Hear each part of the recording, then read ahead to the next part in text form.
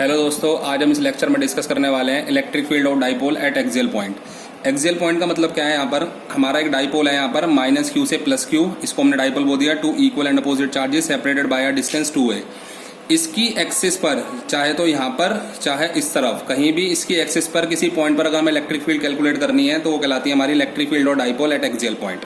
तो यहाँ पर हमने एक पी पॉइंट मान लिया है जहाँ पर हम इलेक्ट्रिक फील्ड निकालेंगे।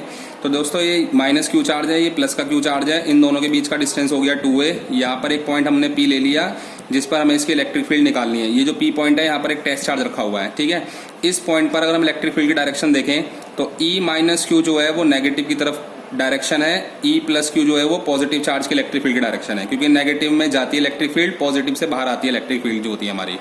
तो हमने इस टेस्ट चार्ज का डिस्टेंस जो है इसके सेंटर से, डाइपोल के सेंटर से हमने आर मान लिया। डाइपोल के बीच का डिस्टेंस हमारा 2 है। तो देखो सबसे पहले हम बात करते हैं नेगेटिव चार्ज की इलेक्ट्रिक फील्ड कितनी होगी। तो नेगेटिव चार्ज की वजह से जो इलेक्ट्रिक फील्ड होगी वो होगी 1/4πε0 माइनस का क्यू अपॉन में r प्लस a का स्क्वायर। क्यों? क्योंकि माइनस के क्यू से लेके प्लस तक के बीच का डिस्टेंस, यहाँ से यहाँ तक a हो गया और फिर यहाँ से यहाँ तक r हो गया, तो जिसकी वजह से आ गया r प्लस a का होल स्क्वायर। इसको इक्वेशन नंबर 1 मान लिया हमने।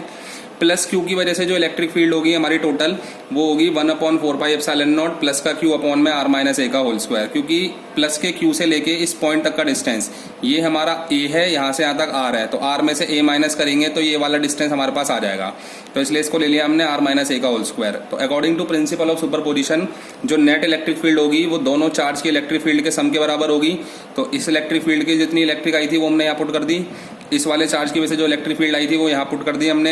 इन दोनों में से कॉमन ले लिया, q अपॉन में 4πε0, यहाँ पर बचा 1/r माइनस a का होल स्क्वायर, प्लस वाला पहले लिख लिया और माइनस वाला हमने उसके बाद में लिख दिया। दोनों का एलसीएम लेंगे तो एलसीएम लेने पर पहले तो यहाँ पर a minus b into a plus b का फॉर्मूला लगाया, a square minus b square, और फिर दोनों का स्क्वायर है, इसकी वजह से यहाँ पर स्क्वायर आ गया। फिर यहाँ पर r प्लस a का होल स्क्वायर खोला हमने, यहाँ पर r माइनस a का होल स्क्वायर खोला। इस नेगेटिव साइन की वजह से जो पॉजिटिव वाले थे वो नेगेटिव के हो गए और जो नेगेटिव वाला था वो पॉजिटिव का हो गया। तो r स्क्वायर a स्क्वायर से r square a square cancel, 2ar plus 2ar को लिख दिया हमने ट्वाइस ऑफ 2ar, ठीक है। अब ध्यान से देखो बेटे, यहाँ पे डाइपोल मूवमेंट होती है हमारी p की फॉर्मूला होता है 2q इंटू में a। q हमारा चार्ज होगा और 2a जो है वो डिस्टेंस होता है दो चार्ज के बीच में, इक्वल एंड अनलाइक चार्ज होते हैं हमारे, डाइपोल के बीच का डिस्टेंस होता है 2a। तो ये वाला 2a और इस वाले चार्ज को मिला के हमने p लिख दिया, ये कहलाती है हमारी डाइपोल मूवमेंट। ये वाला 2 बचा वो एज इट इज लिख दिया, ये वाला r बचा ये एज इट इज लिख दिया। अब हमने यहाँ पे केस माना है कि r जो है वो फार लार्जर देन है a से, यानी कि ये वाला जो पॉइंट है ये बहुत ही आगे की तरफ रखा गया है हमारा, जिसकी वजह से ये r डिस्टेंस बहुत बड़ी हो गई है, ये a डिस्टेंस बहुत छोटी है।